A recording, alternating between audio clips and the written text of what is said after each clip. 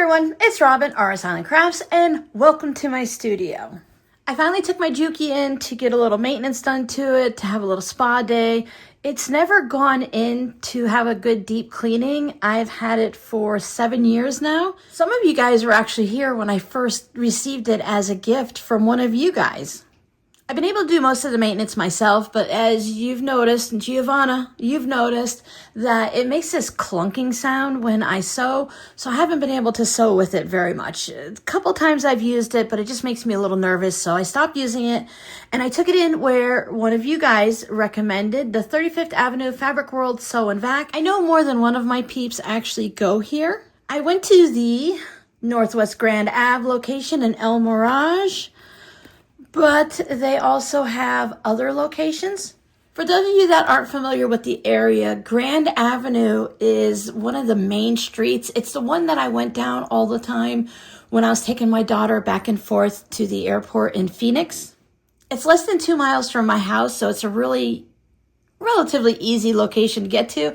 I say relatively easy because I wasn't really paying attention, and when I got to the end of this one road by my house, I always turn right to go to Fry's or Walgreens and CVS and go down that way to go to Hobby Lobby and the Five Below. Everything is to the end of the road and take a right. So I went to the end of the road and I took a right, even though I had the Apple Maps. My guy, you guys helped me name him. His name is Mac. Even though I had the maps on, I hope you don't mind. I'm going to sort through some of this fabric while we're talking. I did take a video while inside the store. So let me ramble a little bit and then I'll show you what the inside of the store looks like. Anyway, I took that right. And of course, Mac yelled at me. I fit a lot of scraps in this milk can. And he said, "Hey, you're going the wrong way." And I said, "Hey, I know." So I went through some neighborhoods that I've never been through before, some number streets, 100 in this and 100 in that, and went around these neighborhoods at 25 miles per hour. Definitely need to start sewing some of these scraps together. Made a big circle around, ended up right back where I started, just a stone's throw from the house, and I went my way, and I took that left, which was, now a right. But anyway, I got going down the right direction, and it's really easy to get to, which is great. There are a couple of areas that I don't really like to drive to. We learned that coming home from the airport. There's this one section when you're coming off Grand, and then you turn down. I'm really tired of having the brain fog where I go to say a word, Greenway, that I say all the time, and those words just don't come to me. So then I go down Greenway, and when you go down that way, you go from two busy turns, left-hand turn lanes on the big main road that has like 6 lanes, and you have to scissor right away to just a 1-lane road. And of course, everyone in the left lane doesn't want to let the right lane in, and everyone on the right lane is trying to make this, oh, the lane's shorter this way, let me go that way. So it's a really crazy area. I try to avoid it if I can, but I couldn't. I did record I attempted to record a little introduction, standing outside the door to show you guys what Grand Ave looks like, because it's just a very, very wide road. There's nothing there because on the side that I'm standing on is where all the businesses are, and on the other side is where the train area is. So the rail station where all the trains just sit for miles and miles and miles and miles. One day I'll have to see if I can get down a side road so that I can show you guys what it looks like, because living in Florida, I had never seen anything like that before. These are all the scraps from the tote bag that I made for my crafty godmother. So I want to keep these together and see if I can make a little pouch out of it. I want to do some coasters, pouches, and fabric postcards, but I want to do them slightly different than I normally do. Never know what you're going to find in this container. So I took my sewing machine in, and it's going to take 4 to 6 weeks because, of course, I waited too long. I waited for my daughter to buy her new truck so that I could have my car back, and that way I could go on a Tuesday morning when she works all the time, but Tuesday mornings are the best day for me to kind of go out and about.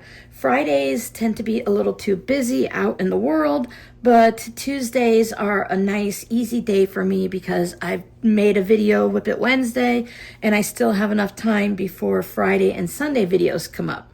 I'm holding on to the strawberries because one of the things that I wanted to do is I saw online that not only do they take and have a spa day or repair sewing machines, they sell sewing machines, and they also have a fabric section. I went there specifically looking for strawberry fabric. I have yardage of this strawberry fabric, but I was looking for something, maybe little tiny strawberries, or maybe just a certain pink that I had in mind to go with some strawberry projects that I'm working on. I didn't find any. I do have fabric that I purchased here, so hang out to the end of the video and I will show you the fabrics that I bought. So I did a little tour around there and I showed you guys the different fabric. And I got to thinking when I got home. I see a lot of people on YouTube that say, oh, I am too nervous, I can't record out in public. And that got me to thinking, and one of the reasons it did take me a couple extra weeks and I tried to just deep clean my machine myself, but I kind of think it might be a timing issue because I forgot to move the needle one day when I put a zipper foot in and the needle went right down onto the metal zipper foot.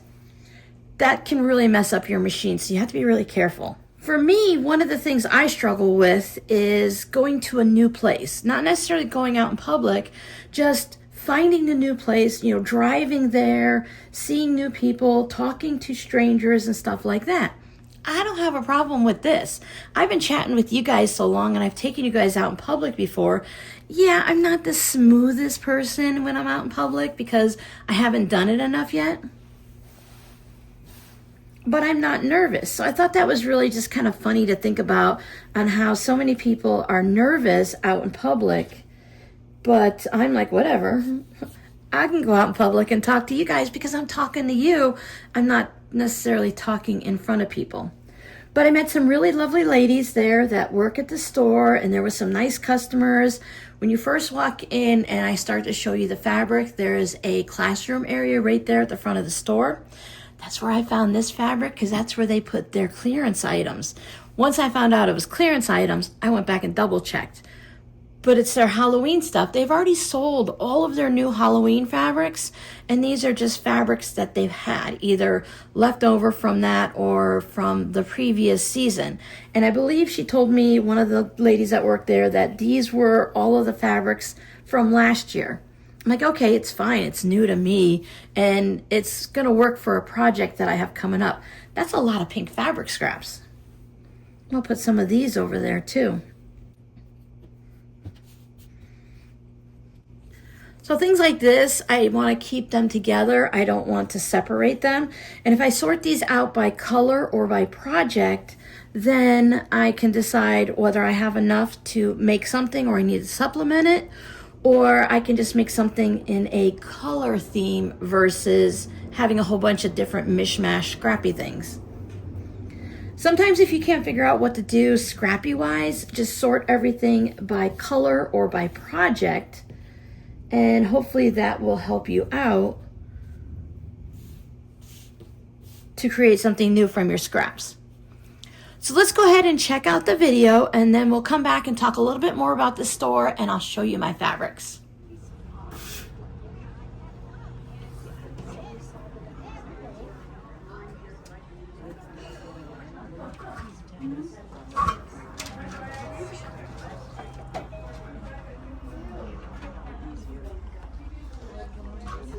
Everywhere I go, everyone's got flamingos. Okay, so I came here to drop off my sewing machine. They've got classes right across that wall, so I'm gonna be quiet. What I'm looking for is strawberry fabrics and some Halloween stuff. Strawberries are very popular right now. We all know shabby fabrics.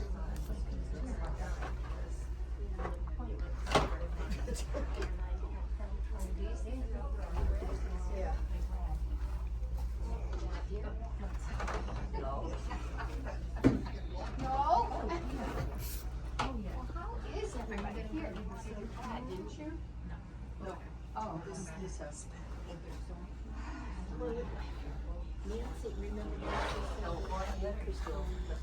You know what, I canceled that trip.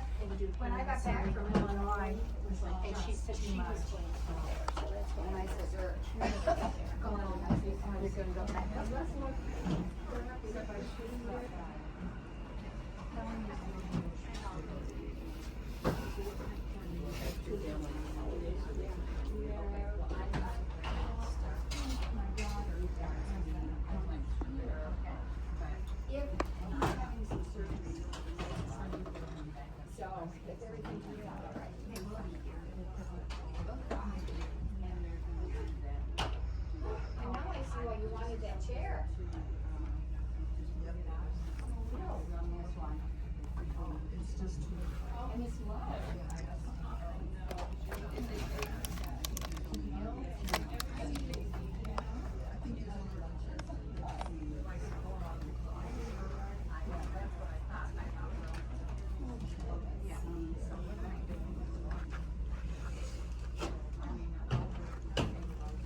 These are all embroidered.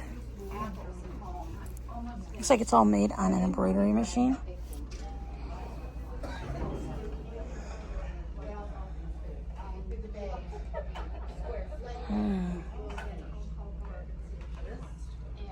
Maybe I can find some green stripes here. Oh, look, stripes. I have this one. Not quite what I was looking for. Well, this is fun for like Halloween. Let's see the prices.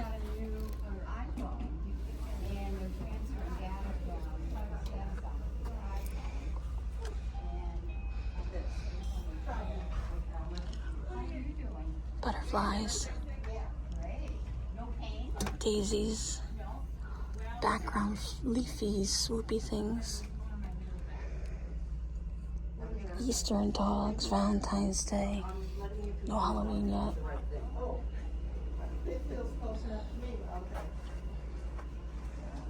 Oh, the backpack with the convertible strap.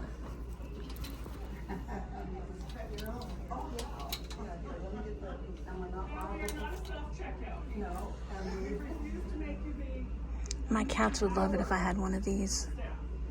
I should have brought my microphone.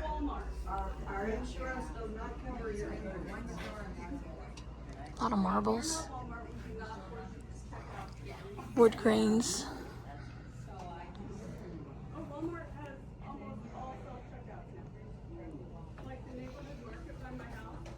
I have to look, see if they have like charm packs and stuff.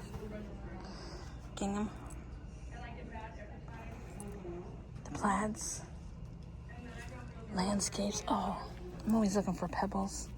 I like pebble fabric. Autumn leaves. Some sunsets and waters.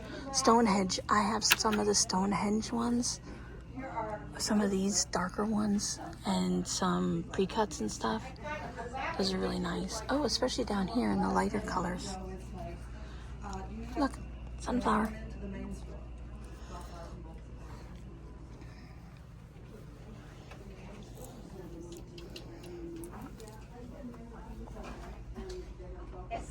Kimberbell Basics, Kona. I like this bee. It's all my bee people. Bees and flowers. Blueberries and flowers. Black and whites. Polka dots. Magic dots. Okay, batiks. Batiks tend to be so dark all the time. I wonder why. Excuse me, I can see some lighter ones coming up though. So the grays, the blues, some lighter ones. It's a nice sky one. And then there's the lighter colors down there.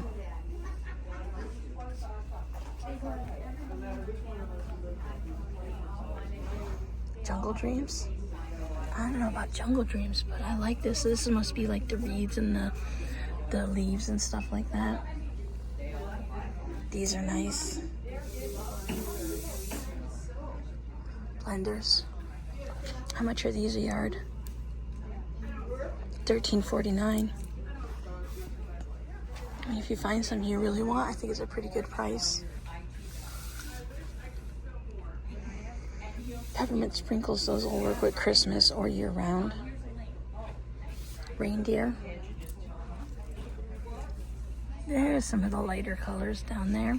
Sorry, my photography skills, you know, they're terrible. Stripe caught my eye. All right, let's see what else we can find. Anyone need a sewing machine? Look at them all. I love my Juki, so I'm good. It's gonna get a nice deep cleaning, some fixins.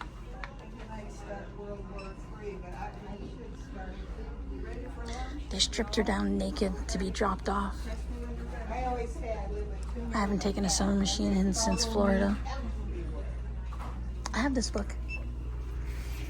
I need to pull my books out and start working from them. I need to start using things I already have. Oh, it's a free library. Borrow a book, bring a book, keep a book. Huh, that's smart. Do we want to borrow anything?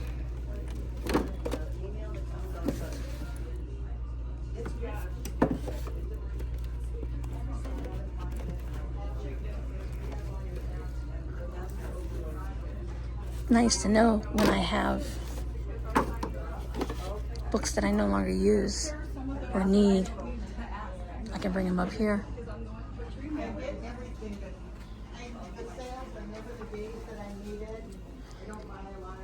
Madeira by Annie. All the patterns are $15. I just can't seem to understand the by Annie patterns. They just don't connect with me. So how many hundreds do I owe today? You owe $45.80. So we're going to Look at all the threads. Look at that. Okay, if I can't find a thread, it's Floriani thread. I don't know if my machine would use it. I don't see why not.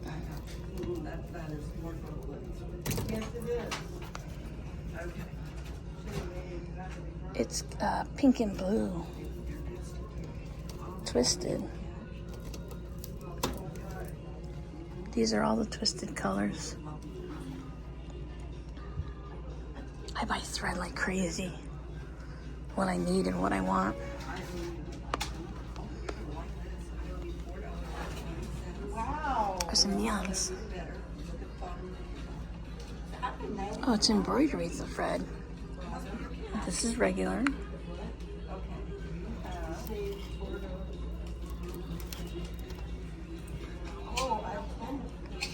I better start thinking. Here's Halloween. Yes, ma'am. Okay. Alright, I'm gonna go wander around now and see what I can find. See if I can find some Halloween fabrics. You know, we do have that big open room that no one ever uses. It could fit along our machine, just saying. I'll talk to you guys later. Now this video is going to be coming out in my normal Friday morning time slot, 9 a.m. Arizona time, but I also have been working on the Babylon leather video for the backpack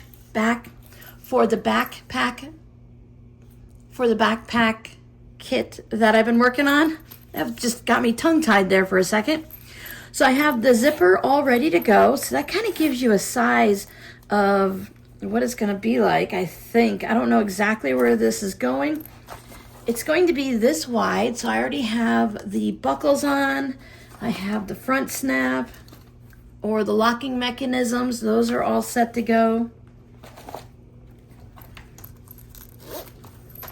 I am really enjoying working on this the second time around because I did the green pouch the first time and this one the second time. And since I have the knowledge and the rhythm of how it goes, this one's going together much quicker.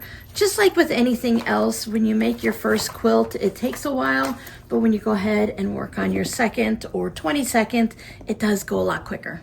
In the video, I showed you a little bit of the thread that they had there. And after I turned off the camera and I went down and started backtracking and looking at other things, I was totally amazed and shocked that there was yet another big rack of the sewing machine thread. And I thought, that's just amazing. If I can't find a color that I want in the thread that I normally purchase online and stuff, I'm gonna head up there because they are conveniently located just down the road. And I can go ahead and find things. I also thought it was a great idea for the little book library, the take a book, leave a book. That's really great because I do have some books. I got rid of a lot in Florida and donated them, so I don't have as many here. But as I start going through what's in some of my bins and I decide I don't want or need what I have and I'm not going to use it anymore, I'd like to go ahead. This is from the boxy bags, and I have a project and a video in mind. I'm going to show you a video coming up soon. I think it's this month in September on how to use, when you cut out the boxed corners in projects, what you can do with that fabric and how to create something new from it instead of just tossing it away and not using it. Yes, I thought that was a really great idea. I am definitely going to check on my books and stuff and see about bringing some up there. I mean, I just can't toss little things like this. I can find something to do with it. I thought it was really kind of neat that if you bring your sewing machine into this location or the one in Tempe Chandler store, 100% the El Mirage, and I'm pretty sure that the Tempe Chandler store also does it. They take all the sewing machines, they bring them to the Phoenix store. It's their largest store, and they do all of their maintenance work on the vacuums and the sewing machines there. And then when it's done, it comes back to the store that you dropped it off of, and you can just pick it up there. So instead of driving 45 minutes to an hour plus to get to the Phoenix store, I don't really know exactly where they are in Phoenix. I just know it took an hour to get to the airport. So instead of driving all the way there and back and there and back again, I can just go less than 2 miles to the local store, and it's just going to be right there for me. Now, I don't know if there's going to be extra time involved because of that. Would I be able to pick it up on a Tuesday, but then I had to wait till a Wednesday or Thursday? With a 4 to 6 week turnaround, I am really not concerned about an extra day or two. I wanted to make sure I did get it in and taken care of before I really get into the holiday sewing. This is the reason why I have the backup machine, why I have my brother, I'll put it down here. I think it's I want to say CSI, but that's the TV show. Some of you guys have the same machine, and it does great. It works for what I need it to do, but it would be really nice to have it back because it does work faster and it's stronger and it just works a little bit better than what I have. But I'm just grateful that I do have that extra sewing machine to work with. So enough sorting with the scraps. I may or may not be using these for this Saturday's live stream, which is September 6th. So in case this video comes out later during the live stream, I think I want to go ahead and play with some of this and start creating something with it because my container was really full and I need to clear this out and turn it into something. I think when I'm done chatting with you guys, I'll go ahead and do a quick video here, and then I'll show how many things I made from this pile of scraps. I might even weigh it to see how much there is. As you saw in the video, there is a lot of fabric there, but it's not like a huge fabric store. So I don't think it's somewhere I would go to wander around and be inspired and find something new. But if I wanted some batiks and then I saw the plaids, there's some stripes.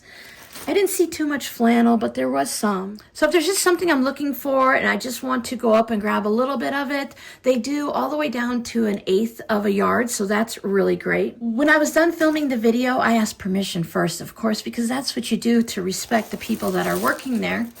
And when I was done filming, one of the workers came up to me and brought me their business cards so I would know what other stores there are, just in case you haven't seen it enough.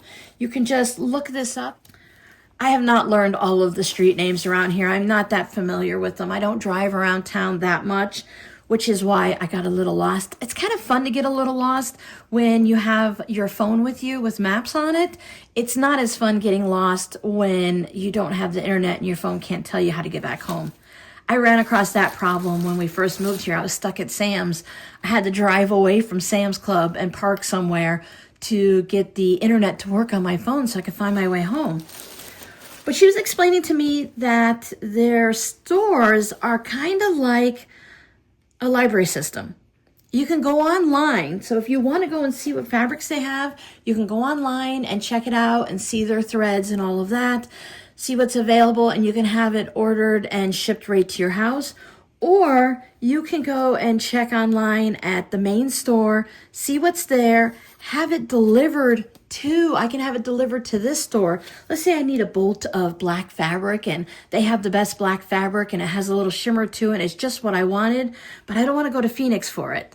And I don't want to pay the extra money to ship it. They'll send it right to that store and then they'll call and let me know I can go and pick it up right there. I thought that was really great. It's like the library system. You order a book from one place and they bring it to your local library. So someone had sent me some batik scraps and it was this kitty cat face on it and I absolutely loved it, but I only have a small piece. So when I saw it there, I went ahead and grabbed the yard. It's just their barcode system, so I can't tell you what the name of it is, but you could always look it up with Google Images or just look for cat batik fabric or something like that. Now I went and grabbed some Halloween fabric. These are the ones that had kind of fun prints on it. I started with the 2 spider webs because I want to make some cross-stitch project bags and I want to put this on the back of it with some Halloween fabric on the front. I only got a yard of each, so I wanted to limit myself. I didn't want to just go in and grab 5 yards of everything. Even though this is a good baseline fabric, spider webs isn't too bad. I did get some skeleton fabric. I'll show you in a second. The people are kind of iffy with that. Some people love it, some people don't. But spiderweb fabric you can kind of use for Halloween year after year as like a basic fabric. So purple and black. And then when I found out that they were on clearance, they were $8 something a yard or $8 a yard, and it went down to $6 something because they were on sale. So I went back and I grabbed a yard of each of the skeletons. They're kind of like dancing skeletons, and that's a kind of a thing that they have. There's a YouTube video or something with a song with dancing skeletons. So I thought black and orange and purple and black, they would all work well together. So I picked those up. And then I had 2 separate employees mention to me that they glow in the dark. The lady that brought me the business card told me, I'm sorry, I didn't get any names, and you guys know I'm terrible with names anyways. So my apologies to the 35th Avenue Sew and Vac. I didn't get anyone's name. I did chat with a 3rd employee that came in and we were talking about adding beads to art quilts. She's making this really pretty art quilt wall hanging and she's just learning how to add beads to them. The very first video she saw on the YouTube channel when she looked it up was the one where I showed how to take our beaded slow stitching and turn it into the needle books. So I thought that was really kind of cool. I love when things like that happen. So she'd mentioned that, and I'm like, great, perfect. I love glow-in-the-dark fabrics. She even suggested I could take them into the restroom and, close the door and see that they glow. And I'm like, no, I'm fine. I love the fabric as it is, and if it glows, it's even a bonus. Then when I took them up to get cut at the cutting table, the next lady told me these glow in the dark too. I wonder if we can get them to glow if I just turn off the light. Oh yeah, look at that. Now that's glow-in-the-dark fabric. I've had some glow-in-the-dark fabric that really doesn't show up very well. It kind of has one little spot that glows, a little spot there. But these, all the spider webs and the spiders glow and all of the skeletons. So that is going to be fun. I'd already decided to use some of the glow-in-the-dark thread and just see if I can add a little extra to it. So let's see who manufactures this, if it's anybody we know. I want to say Moda, but I'm just making things up as I go here. How can you get a whole yard of fabric? There we go. I'm like, how can you get a whole yard Toil and Trouble. Oh no, it's Clothworks. See, I told you I was just guessing. Toil and Trouble by Heather Lee Chan.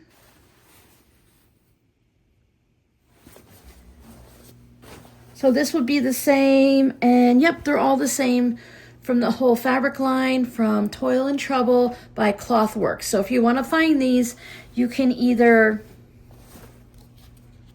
shop online or look for these separately somewhere else, wherever you purchase fabric.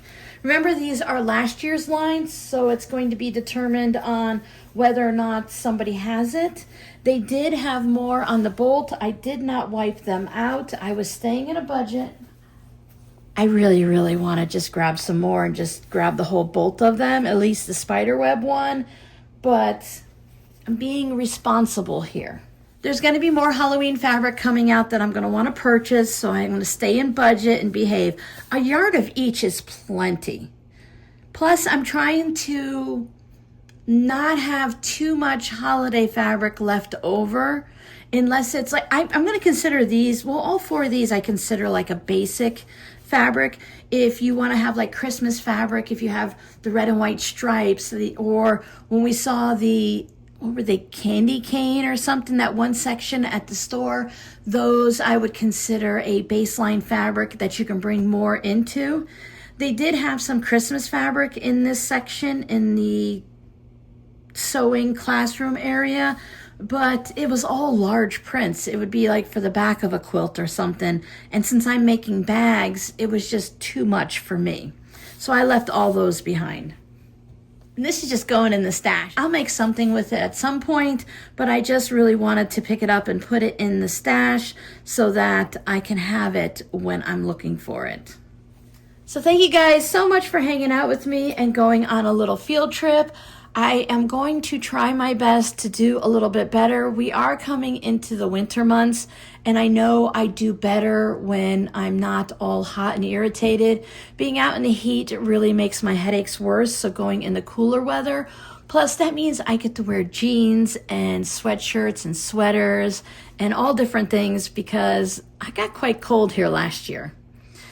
So there's some more quilt shops going down, for those of you who are familiar, going down Bell Road towards Glendale, Paradise Valley. Anyway, if you're familiar with Bell Road, in this house we just say Bell Road to the right or Bell Road to the left. So I'm going to go Bell Road to the right and go down to Peoria, and all of that I believe is over that way, because there's at least 3 quilt shops and some thrift stores that I want to go to. So if I can get permission to take pictures or record in them, I need to start remembering to bring my microphone with me when I take these little adventures. Even if I don't do it on the first visit, I'll definitely go back and do it on the second, because at that point I'll be more comfortable. So thank you guys so much for hanging out with me. I'm going to take some pictures of this and weigh it so that we know how many scraps we're working with, and then see how many projects I can make from it. It's going to take me more than just one session because I have a lot of, in the fire? A lot of sticks in the fire, a lot of pokes in the fire. I'm burning the candle at both ends. So I'll see you guys hopefully on the next live stream or in the next video. Check out the website. Bye.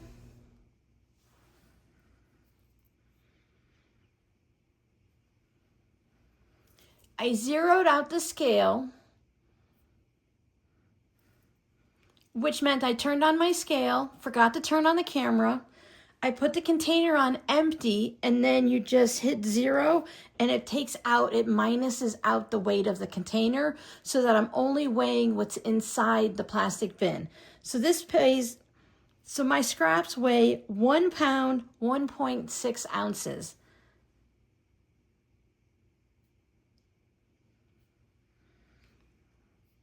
I'll double check, but when I was selling scraps, if I remember correctly, that 1 pound of fabric equals out to 3 yards.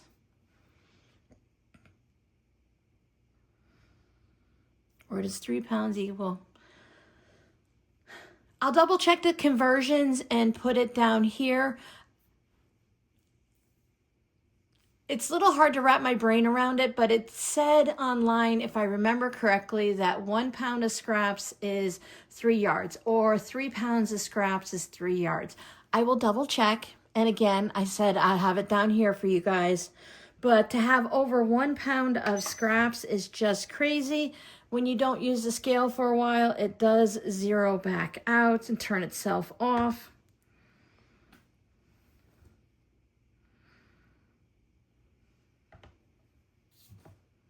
But that's okay. We saw what it was. Keep track of that.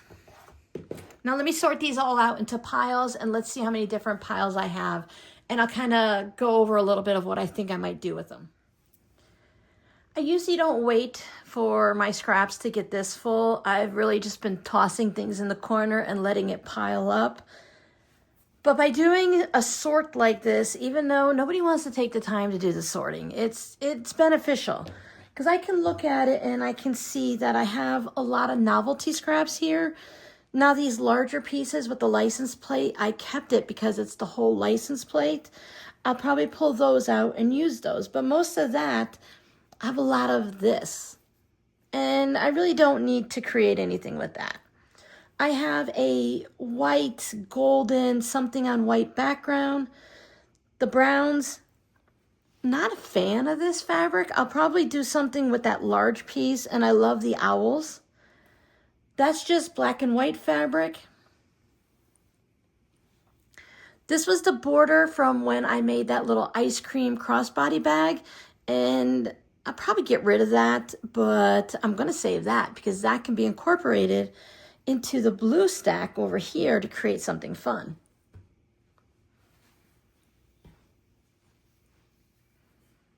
Tula Pink scraps, I'll see if I can use them together in a project. Those are the leftovers from the different projects that I made for my crafty godmother with the fabric that she actually sent. I have a large stack of salvages so they can become a project on their own. And then I'll do something with that. The pinks, that's a good size pile. I love working with pinks, so I'll keep most of those. But as I'm working through the process, maybe I have a bunch of this. Maybe this piece is too small. I'll just work with what I want to, and when I get tired of working with it, I'll just stop. Because these are really all things that would normally go into the trash can. I have a little bit of Halloween. I have large bits of Christmas here that I'll probably just take and put in my Christmas scraps on my rainbow scrappy wall behind me on the black bookcases.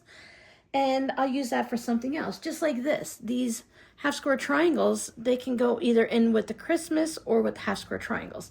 I haven't, to be honest, I've just been shoving things in the Christmas scrap bins, so I'm probably going to keep shoving things into there and deal with that in the future. I saved all of these pastel little solids because I want to do something with it. Now, I'm thinking about a lot of these are large enough that I can do a quilt as you go or just stitch them all together like crumb quilting. These are definitely going to have to go onto some type of a piece of fusible. I'm not going to be able to stitch these together and do a stitch and flip like a string block. These go together. They have to stay together. So whatever project they go in, I might sort it and put the pink with the pink and the blue with the blue. We'll see. These were all cut when I was making the eyeglass cases from the kitty cat fabric and when I trimmed it down. So these are all together. They will stay in a project themselves. Bunch of white scraps. I usually just leave them off to the side and add them in as I'm working on projects. If I need to have a little filler piece or on a fabric postcard, maybe a strip going across the center to cover up the seams and the edges on something. Batiks, never get rid of the batiks. I'll work on something for those. So I'll put all these neatly back together. Some of them I'll put in my leftover Ziploc bags that I save for projects like this to keep them all separated. And then I'll just spend my evenings working on these. I have a couple projects that I have to do first, so this video is not going to have a follow-up immediately, but once I turn all these into something, as I said, I will save the bits that I threw away so we can see the fact that yes, even though you save little bits of fabric, you can also throw them away. Normally, anything that's over 1.5 inches wide will go back into the scrappy rainbow bins, but sometimes I like to keep things together just based on a project or on the colors, something like that. These are 1.5 inches, so I'm not really sure why they're in here, but some of the pieces are narrower. Sometimes bigger pieces end up in here, sometimes smaller pieces end up in the rainbow bins. It's not a big deal. So the scrappy word for today is scraps. Do you save little ones like this and hope that you're going to use them? Now I know some of you will take these and use them to stuff pin cushions or something like that. So that is an option. If I were to take all of these greens and make a green pin cushion, I could take all of the white fabrics and use it for stuffing.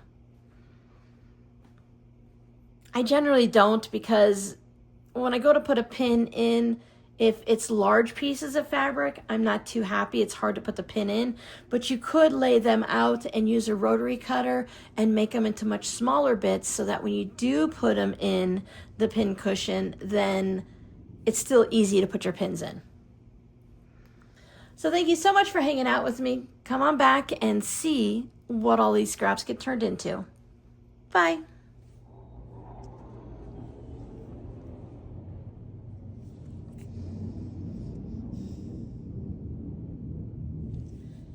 I keep this milk can back there behind my sewing machine on my sewing table, and whenever I have little bits of scraps from start over. Hey everyone, it's Robin, Art Silent Crafts. Welcome to my studio. It's not even Monday. This is my milk can that I received as a gift that had flowers in it, and when the flowers died, I saved a milk can because I love milk cans. I keep it at the back of my sewing table to hold all of my scraps as I'm sewing. If I have some leftover fabrics that I really like, or if it's a large group of scraps from one project, I like to just toss them in that milk can and I deal with them at a future date.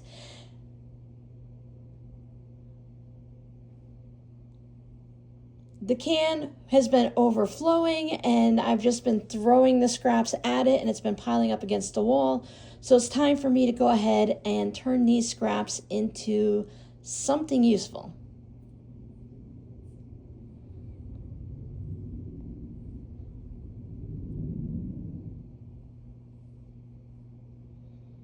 Come on back and see what I make.